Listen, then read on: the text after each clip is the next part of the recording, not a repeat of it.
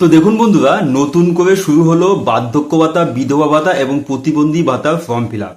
তো বন্ধুরা, আজকের ভিডিওতে আমরা আলোচনা করব আবার কি শুরু হয়েছে এই বার্ধক্য ভাতা, বিধবা ভাতা এবং যে প্রতিবন্ধী ভাতা আছে তার ফর্ম ফিল আপ, এবং তার সাথে সাথে আপনারা ফর্ম কোথা থেকে পাবেন, কোথায় জমা দেবেন, এবং সব থেকে গুরুত্বপূর্ণ যে ব্যাপারটা সেটা হচ্ছে কি আপনারা অনলাইনে করবেন নাকি অফলাইনে করবেন। এই গুরুত্বপূর্ণ কয়েকটি প্রশ্নের উত্তর কিন্তু আজকের ভিডিওতে আমি খোঁজার চেষ্টা করবো। তো অবশ্যই ভিডিওটিতে শেষ অবধি থাকবেন। প্রোফাইলে নতুন হয়ে থাকলে অবশ্যই ফলো করে রাখবেন, ইউটিউব থেকে দেখে থাকলে অবশ্যই সাবস্ক্রাইব করে রাখবেন।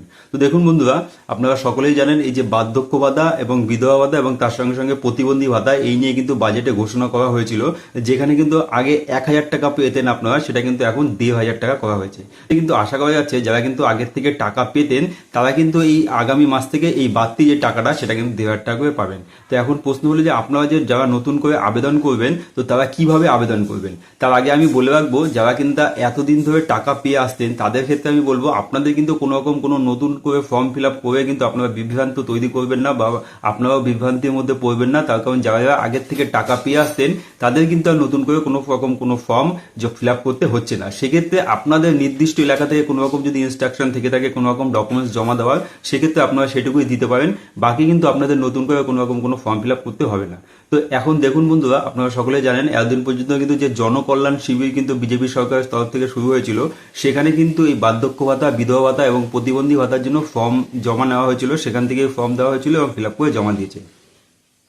তো সেক্ষেত্রে কিন্তু অনেকেই কিন্তু সেখানে জমা দিয়েছেন। তো তারা কিন্তু তাদের যে স্ট্যাটাসটা এই মুহূর্তে কি অবস্থায় আছে সেটা কিন্তু দেখে নিতে পারবেন। তো আপনারা স্ট্যাটাস কি করে দেখবেন সেই নিয়ে কিন্তু আমার চ্যানেলে ভিডিও দেখা আছে।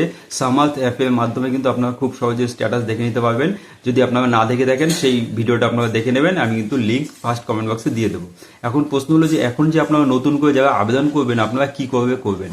তো দেখুন, প্রথমত এই যে ফর্মটা আছে বার্ধক্য ভাতা, বিধবা ভাতা অথবা প্রতিবন্ধী ভাতার, সেই ফর্মটা কিন্তু অনলাইনে ডাউনলোড করা যাচ্ছে। কিন্তু আমি আপনাদের সাজেস্ট করব আপনারা কিন্তু অনলাইন থেকে সেই ফর্মটি ডাউনলোড করবেন না।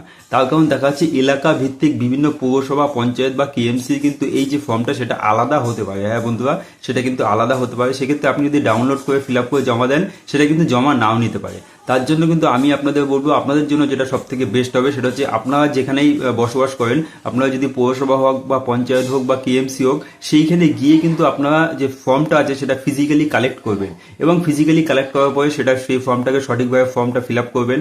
করার পরে কিন্তু আপনারা দেখা যাচ্ছে যেই সমস্ত ডকুমেন্টসগুলো চেয়েছে সেই ডকুমেন্টসগুলো তার সঙ্গে অ্যাটাচ করবেন, করে আপনারা ওইখানেই জমা দেবেন। তাতেই কিন্তু আপনাদের টাকাটা সঠিকভাবে অ্যাকাউন্টে ঢুকে যাবে, কোনো রকম কোনো সমস্যা হবে না।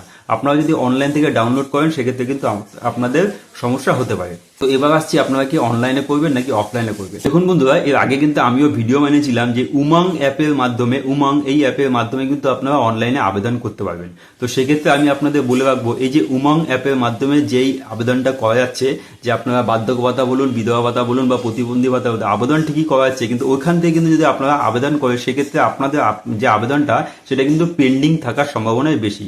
তার কারণ কি সেটাও আমি বলে দিচ্ছি। এই যে উমাং অ্যাপের মাধ্যমে যেটা আবেদন করা হচ্ছে সেটা হচ্ছে Indira Gandhi national old age scheme, যেটা কিনা কেন্দ্র সরকারের প্রকল্প। হ্যাঁ বন্ধুরা, কেন্দ্র সরকারের প্রকল্প। সেক্ষেত্রে কিন্তু যারা যারা দেখাচ্ছে এই উমাং অ্যাপের মাধ্যমে অনলাইনে আবেদন করেছেন তাদের মধ্যে বেশিরভাগই দেখাচ্ছে কিন্তু এখনো পর্যন্ত তাদের টাকাটা পাননি এবং পেন্ডিং অবস্থায় রয়ে গেছে। সুতরাং আমি কিন্তু আপনাদের বলবো আপনারা কিন্তু অনলাইনে না করে অফলাইনে ফিজিক্যালি কিন্তু আপনারা ফর্মটা কালেক্ট করুন এবং তার সাথে সাথে ফিল আপ করে সাবমিট করুন, তাহলে কিন্তু আপনাদের টাকাটা দ্রুত অ্যাকাউন্টে আসবে। আবারও বলবো, উমং অ্যাপের মাধ্যমে যদি আপনারা করে থাকেন সেক্ষেত্রে এটা কিন্তু কেন্দ্র সরকারের প্রকল্প, এবং সেক্ষেত্রে কিন্তু সকলের দ্রুত অ্যাপ্রুভ হচ্ছে না, খুব সময় লাগছে, অনেকের কিন্তু হচ্ছেও না। আর যেটা আপনি ফিজিক্যালি যেটা অফলাইন ফর্মের মাধ্যমে করবেন, এটাই হচ্ছে রাজ্য সরকারের প্রকল্প, যেটা কিনা আগে টিএমসি আমলে কিন্তু 1,000 টাকা দেওয়া হতো, এখন বাড়ানো হয়েছে 1,500 টাকা দেওয়া হবে।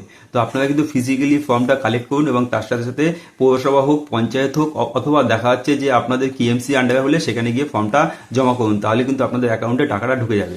এবার প্রশ্ন হলো, দেখুন অনেকে কিন্তু ভুল করছে, এই যে ফর্মটা আছে সেখানে কিন্তু একটি কলাম আছে যেখানে কিন্তু আপনার যে ইনকাম আছে সেই ইনকামের ব্যাপারে কিন্তু লিখতে হবে। তো সেই ক্ষেত্রে আমি আপনাদের বলে রাখবো, আপনাদের যে ইনকামের কথা বলে হয়েছে সেটা কিন্তু আপনার ফ্যামিলির ইনকাম না, অবশ্যই আপনার পার্সোনাল ব্যক্তিগত।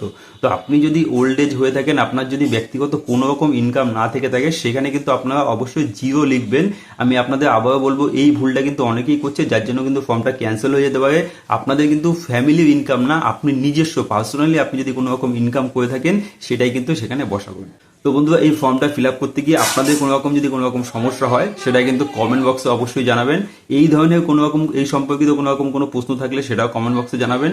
এবং এই মুহূর্তে আপনি কত টাকা করে পাচ্ছেন, 1000 টাকা না 1500 টাকা, সেটা কিন্তু কমেন্ট বক্সে জানাতে ভুলবেন না।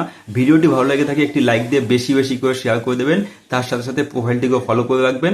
ধন্যবাদ।